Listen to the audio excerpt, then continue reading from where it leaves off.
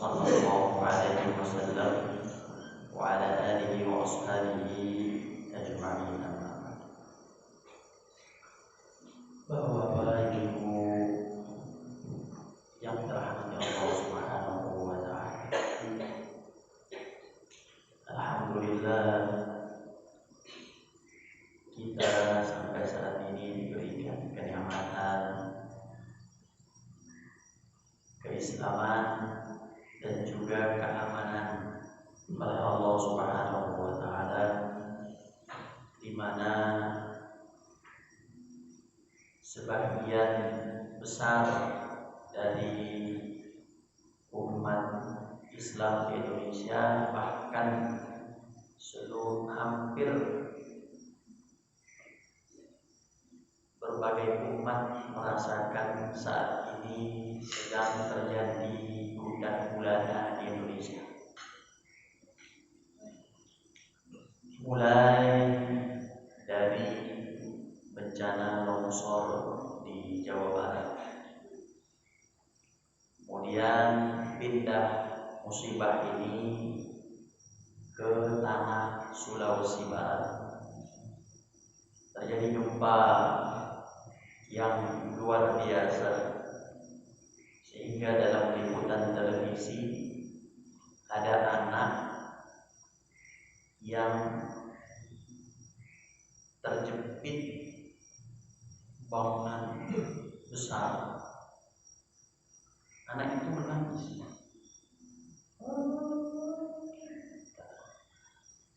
Ada reporter bertanya, "Kau masih hidup?" "Ya, saya masih hidup."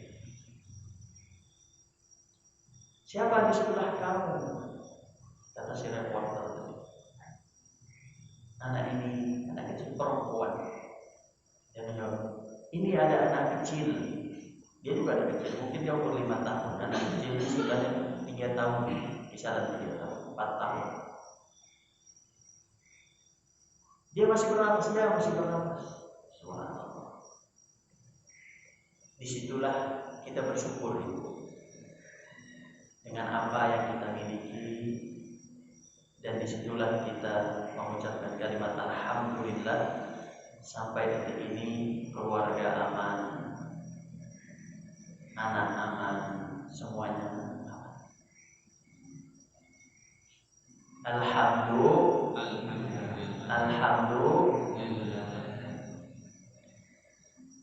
Dari Sulawesi Barat pindah musibah ke Kalimantan, terjadi banjir bandang yang sangat-sangat besar yang belum pernah terjadi di tahun-tahun sebelumnya. Dan sebelum ini terjadi pula sebuah bencana dengan jatuhnya sebuah pesawat yang kita tahu, yang padahal pilotnya itu sudah pengalaman. Kadang-kadang Bapak Ibu, kita ini diperintahkan untuk menjaga jarak, bercuci tangan, pakai masker, agar tidak kena COVID, agar tidak meninggal dunia. Betul tidak? Agar tidak kena COVID, agar tidak meninggal. Tapi Allah punya cara lain. Yang di dalam pesawat sudah jaga jarak, di dalam pesawat sudah pakai masker, di dalam pesawat sudah apa lagi? Cuci tangan. Subhanallah. Akhirnya kok meninggal dunia juga. Siapapun di antara kita akan datang waktunya. Jadi ingin saya sampaikan, dimulai dari jatuhnya sebuah pesawat, pindah dia dari laut, pindah ke darat. Darat tanahnya ngamuk, Jawa Barat, kemudian buminya bergoyang di Sulawesi Barat, kemudian pindah lagi, air membludak datang ke daratan di Kalimantan, pindah lagi ke Manado, masuk air bukan lagi pesisir pantai, tapi juga masuk ke dalam mall. Dari Manado pindah lagi ke dekat dari kita sini, Ciawi, Bogor, Puncak, masuk dia ke daerah perkampungan warga. Subhanallah. Datanglah seorang peneliti, datanglah seorang yang menganggap dirinya berilmu, datanglah seorang yang menganggap dirinya paham tentang ilmu geologi dan seterusnya. Dan dia mengatakan, sebab terjadinya banjir curah hujan yang begitu besar, sebab terjadinya gempa ada pergeseran lempengan di bawah bumi. Bumi ini kalau digali dalamnya apa? Bumi kalau digali ini dalamnya apa? Batu, pasir, emas, air, apalagi gas, semua dibilang ada yang bergeser. Subhanallah. Bapak dan Ibu, hujan yang begitu deras, itu pertanyaannya, siapa yang menjatuhkan air hujan itu? Siapa yang menjatuhkan dan siapa yang menahan? Itu pertanyaan saya. Jadi kalau Anda mengatakan air hujan itu curah hujan yang begitu besar, seakan-akan dia nggak punya Allah. Ini musibah datang dari Allah.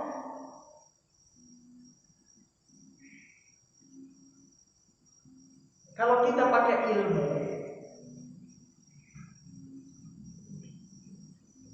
hujan itu, Bapak Ibu, itu adalah air yang kita pakai, ya, mandi dan seterusnya.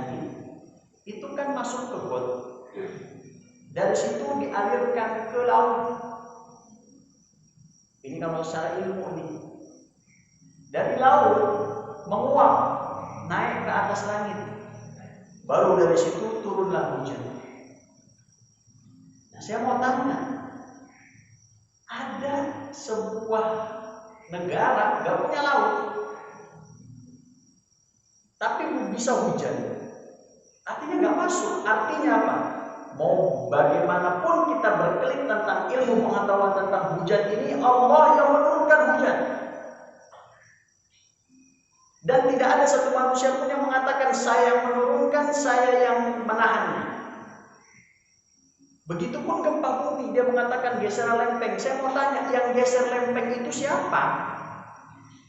Kalau Anda punya ilmu silahkan, tapi tolong, kalau bisa itu lempeng kembali lagi, jangan geser-geser. Bilang sama dia, bisa atau enggak? Artinya apa? Subhanallah, kalau sudah urusan bumi dan langit, ini tolong kembalikan ke Allah. Jadi cara mengangkat bala, cara mengangkat musibah, itu kita mengangkat tangan sama Allah Subhanahu wa ta'ala dengan usaha. Jangan banyak teori. Seperti apa? Tsunami yang besar terjadi di Aceh sana tahun 2004, 26 Desember, yang mematikan lebih dari 100.000 orang. Mengatakan apa? Di dasar laut lempengan terpecah baru kembali lagi. Subhanallah. Kita sebagai umat Islam ini dari Allah. Makanya Umar Ibn Al-Khattab ketika terjadi gempa di Madinah, beliau waktu itu pemimpin. Apa kata beliau? Wahai rakyatku, apa yang telah kalian perbuat sehingga Allah marah kepada kalian ini, demi Allah saya akan meninggalkan kalian jika kalian tidak bertakwa kepada Allah. Itu Umar. Jadi kalau ada apapun musibahnya Bapak Ibu, kembalikan sama yang punya itu. Jangan kita berteori, melakukan penelitian dan segala macam. Kembalikan semua sama Allah Subhanahu wa ta'ala. Maka mengalami banyak problem. Kita pun bertanya, kenapa Allah lakukan ini kepada negeri kita? Bukankah negeri kita ini banyak orang soleh? Bukankah negeri kita ini adalah negeri yang Muslim? Tapi kenapa datang ini semua? Masing-masing introspeksi diri sebelum nanti Allah menghukum kita dengan musibah. Bapak Ibu yang dirahmati Allah Subhanahu wa taala. Saya ingin membahas tentang musibah pada malam hari. Apa itu musibah? Apa itu Bapak musibah? Musibah itu adalah sesuatu yang menimpa seorang muslim, seorang manusia, dan sesuatu itu adalah keburukan. Itu namanya musibah. Allah Subhanahu wa taala berfirman dalam Al-Qur'an yang berbunyi, awalamma asabatkum musibatun qad asabatum mithlaiha qultum anna hadha qul huwa min 'indi anfusikum innallaha 'ala kulli syai'in qadir. Musibah itu adalah sebuah keburukan yang terjadi pada diri manusia, dan itu sebabnya dari manusia, bukan dari hewan. Hewan itu tidak punya dosa. Nih Bapak Ibu, kita lihat ayam, kita lihat kucing, itu makhluk sebagaimana kita makhluk. Itu nggak punya dosa karena dia tidak punya akal. Mereka punya otak tapi tidak punya akal. Kita punya otak dan punya akal. Tidak semua yang berotak punya akal. Tapi orang yang nggak punya otak pasti nggak berakal. Ayam itu kalau kita makan ada otak ayam tidak? Ada. Pertanyaannya berakal tidak? Dia tidak berakal. Maka ketika Rasulullah SAW dalam perang Uhud, lihat, ini penting. Rasul, saya mau tanya Bapak Ibu, Rasul itu dicintai Allah tidak? Jangan ditanya. Itu maksudnya. Itu Rasul sudah jelas dicintai. Dosanya sudah diampuni, yang lalu yang akan datang sudah diampuni Rasul. Surganya sudah jelas dicintai oleh siapa? Allah ini siapa? Allah ini yang punya segalanya. Allah ini zat yang maha luar biasa, sampai besarnya tidak bisa dilihat dengan mata. Jadi Allah ini punya kekuatan yang tidak terbatas. Maka kalau ada orang yang mengatakan Allah lama-lama miskin, na'udzubillah, ditanya kenapa demikian? Karena Allah kekuatannya tiap hari dipakai. Bagaimana kekuatan tiap hari dipakai? Tiap hari bikin orang, kekuatannya berkurang. Sebagaimana dia melogikakan, dia berpikir bahwasanya kayak manusia kalau dipakai terus hilang kekuatannya. Mobil dipakai terus hilang kekuatannya. Subhanallah, Allah nggak terbatas kekuatannya, nggak akan hilang kekuatannya. Nah, Allah ini mencintai Nabi. Nabi saat perang Uhud, ya, itu kalah. Saat perang Uhud kalah. Padahal apa? Padahal itu isinya orang-orang soleh. Perang Uhud itu kan antara sahabat Nabi dengan orang kafir kan. Yang satu kafir Pak, jelas dosanya, jahanamnya jelas. Yang satu siapa? Para sahabat orang soleh, tahajudnya luar biasa. Ada satu orang bersama Nabi, artinya apa? Makin kuat. Bagi Allah memenangkan perang Uhud gampang, sebagaimana memenangkan pada perang Badar. Perang Badar 300 lawan 1.000, 300 Muslim lawan 1.000 kafir, tapi menang. Di perang Uhud kalah. Padahal ada nabinya sama, sahabatnya sama. Bahkan ketika itu dada paman Nabi Hamzah dibelah dan dimakan oleh orang di depan Nabi. Kok kalah? Allah bilang, ini Allah menegur para sahabat Nabi yang hidup bersama Nabi. Yang kata Rasul, sebaik-baik zaman adalah zamanku. Artinya orangnya soleh-soleh luar biasa. Gak kayak kita ini. Kita jauh sama sahabat. Orangnya soleh luar biasa. Surganya itu dekat sama para sahabat. Tapi kalah. Allah bilang apa? Awalamma asabatkum musibatun qad asabatum mithlaiha qultum anna hadha qul huwa min 'indi anfusikum. Dari mana? Kenapa kita kalah? Kata para sahabat. Kenapa kita kalah ini? Musibah. Kata Allah, qul huwa min 'indi anfusikum. Sebab ente enggak mau tunduk patuh sama Rasulullah SAW. Artinya apa? Musibah itu datang karena apa? Karena diri sendiri. Dari kita. Jadi kalau Allah, kenapa Allah angkat itu kaum Lut sampai tinggi, baru dibalikkan. Faja'alna 'aliyaha safilaha. Dihancurkan, dibalikkan. Kenapa? Karena dosa dari kaum itu sendiri. Allah nggak akan menghukum kayak kita ini. Kita punya anak kita ada 5, ada 6, ada 7, ada 8, ada 9, ada 10. Saya doakan sini anaknya 10 semua. Istrinya 1 aja deh. Istri itu boleh berapa? 4.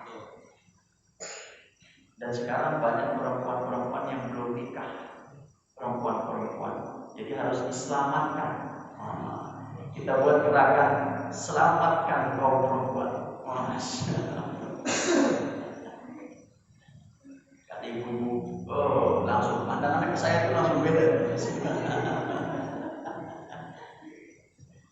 Tenang ibu, tenang. Saya termasuk orang wahidin. Cukup 1. Bisa makin boleh Ustaz. Ya, 2, 3 boleh. Ini kemana ini? Kok kita langsung 4. Tadi sampai mana? Anak, kita punya anak.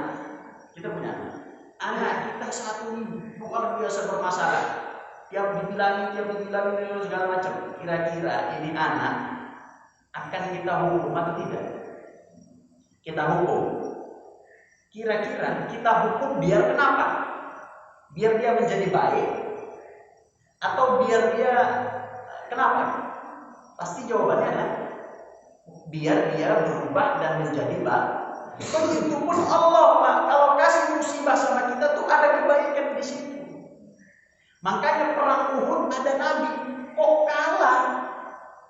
Biar ente dekat sama Nabi, biar ente ikuti perintahnya. Ketika perintahnya jangan turun dari bukit, jangan turun. Dan yang menyebabkan para sahabat turun itu adalah harta. Makanya harta itu musibah. Ustaz, saya ini kok sulit hidupnya segala macam. Musibah, benar itu musibah. Ustaz, saya punya harta, saya punya uang begini, punya rumah, punya tanah. Musibah itu. Allah berfirman, "Wa nabluukum bisyarri wal khairi fitnah." Kami akan uji manusia dengan keburukan dan kebaikan. Saya kan contoh. Pada zaman Umar bin Khattab menjadi seorang nabi. Maaf, salah. Zaman Umar bin Khattab menjadi seorang khalifah. Ini jangan dipotong. Jadi potong bahaya, viral. Umar bin Khattab menjadi seorang khalifah. Ada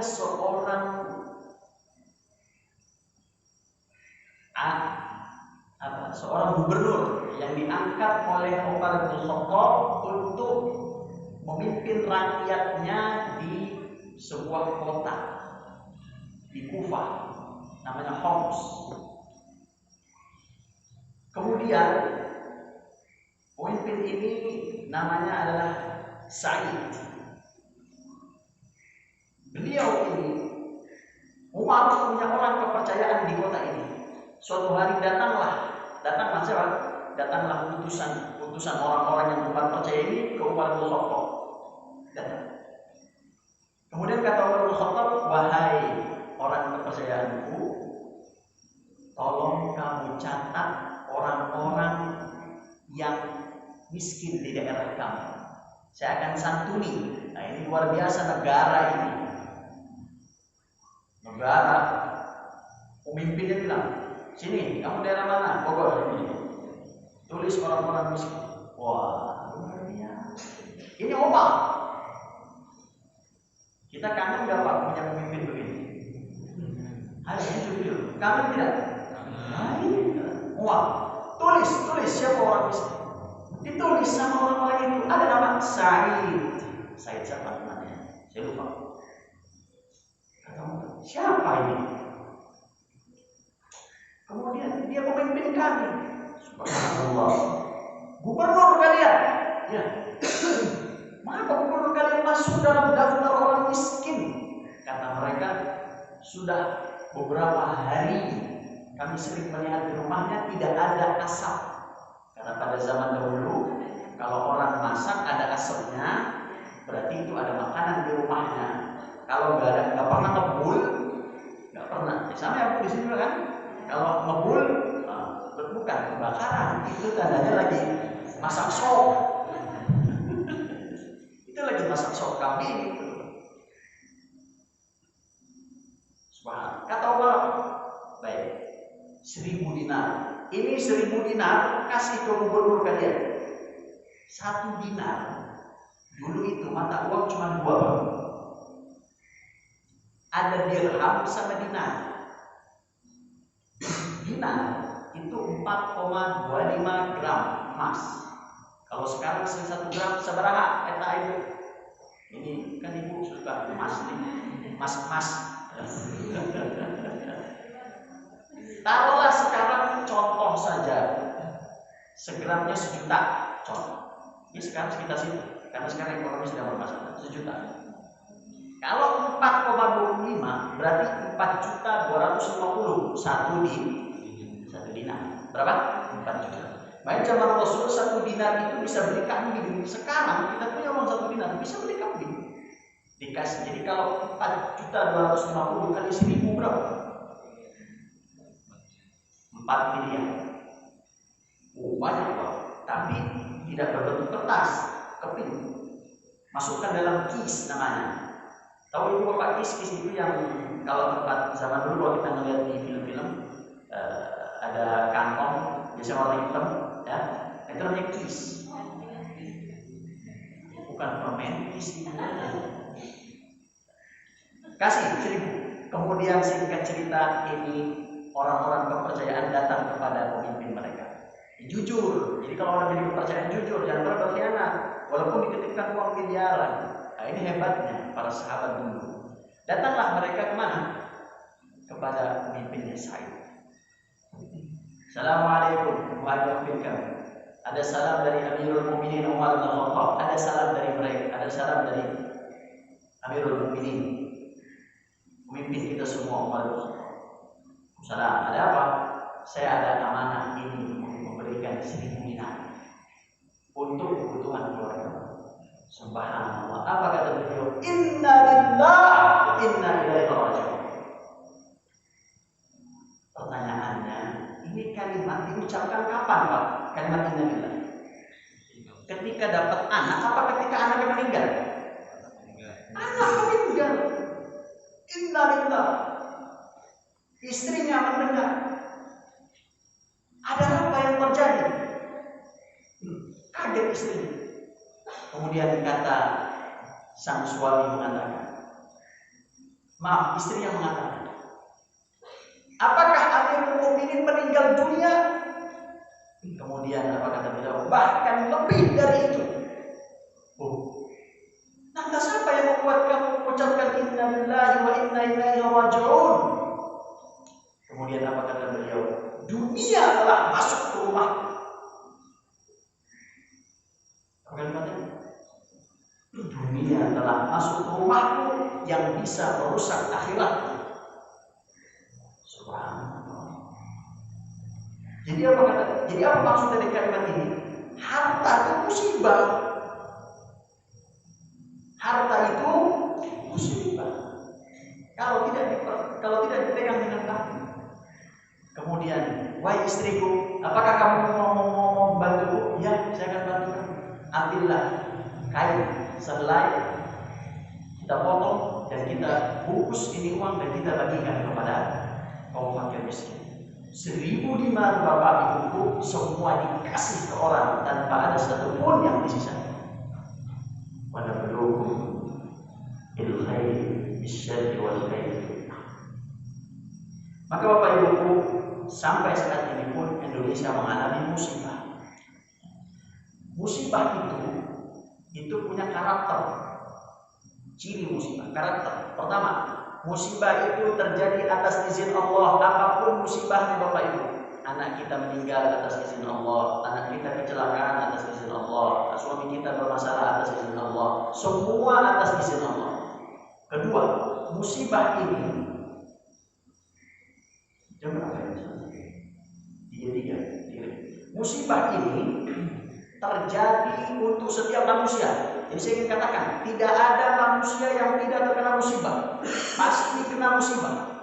Cepat atau lambat, kecil atau besar itu pasti kena. Yang ketiga, kalau kita sedang diuji oleh Allah, kena musibah oleh Allah, apapun bentuknya, kekalahan, kemudian kegagalan, kesulitan hidup, kesulitan anak, keluarga, itu musibah semua itu. Karena kalau kita kena, ya, maka ketahuilah itu bukti cinta Allah kepada hamba-Nya.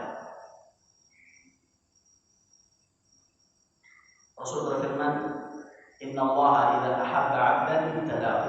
Allah kalau cinta sama manusia itu akan diuji, akan dikasih cobaan. Bahkan terus-menerus Nabi juga itu kurang cinta apa Allah sama Nabi.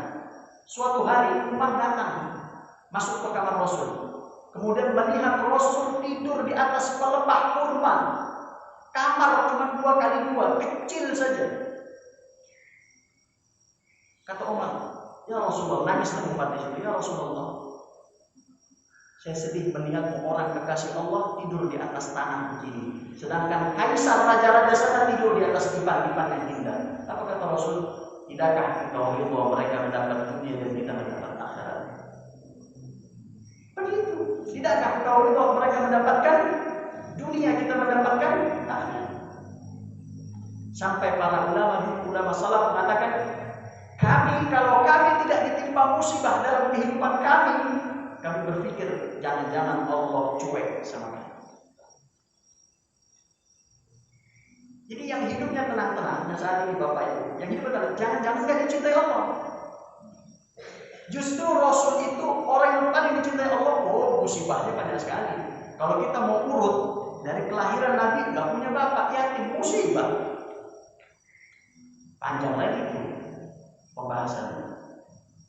Musibah. Rasul diuji, kita pun diuji. Tapi hebatnya Allah tidak menguji kecuali sesuai kadarnya. Kalau kita imannya dikit, ya udah saya uji dikit. Tapi semakin diri kita diuji oleh Allah, maka semakin Allah bukti itu cinta dari Allah Subhanahu wa taala. Kemudian orang yang diuji, ketahuilah Allah cinta dan Allah ingin mengampuni dosa. Kita setiap hari berdoa, ya Allah ampuni dosa kami, ampuni dosa kami. Kan gitu kan doa kita. Kenapa? Gak bisa masuk orang ke dalam surga kecuali diampuni. Walaupun dia belum punya amal soleh. Nanti ada hadisnya. Dia nggak punya amal soleh,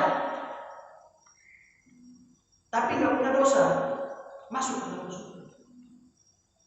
Nah, gimana Allah mengampuni dosa kita? Di antaranya dengan uji, dengan musibah. Jadi kalau kita sedang diuji oleh Allah Subhanahu Wa Taala, ketahuilah bahwa kita harus mengucapkan kalimat istirja, Inna lillahi wa inna ilaihi rajiun. Saya milik Allah, saya akan kembali kepada Allah. Jadi kalau besok suaminya meninggal, ya tenang aja, emang itu punya Allah, jangan diganggu-ganggu. Jangan malah dan segala macam tidak ridho, tidak ikhlas. Kata Rasulullah SAW, "Faman radiya falahu ridha," barang siapa yang ridho, Allah ridho kepadanya. Wa man sakhata, barang siapa yang murka, Allah murka kepadanya. Dan yang kedua, kita sabar menerima musibah itu. ya, menerima musibah apapun musibahnya. Karena memang itu milik Allah, maka akidah kita itu milik Allah, bukan milik kita. Maka jangan pernah merasa memiliki. Jam hilang, anak hilang, musik luar biasa, itu bukan milik kita. Kemudian yang ketiga adalah ridha dan ikhlas. Bagaimana cara kita sabar dan ridha? Pertama, yakini takdir Allah, itu cinta dari Allah, ada hikmahnya dan itu akan diampuni dosa kita dan kita akan mudah-mudahan dimasukkan ke dalam surga Allah. Amin ya rabbal alamin. Mudah-mudahan bermanfaat. Wassalamualaikum warahmatullahi wabarakatuh.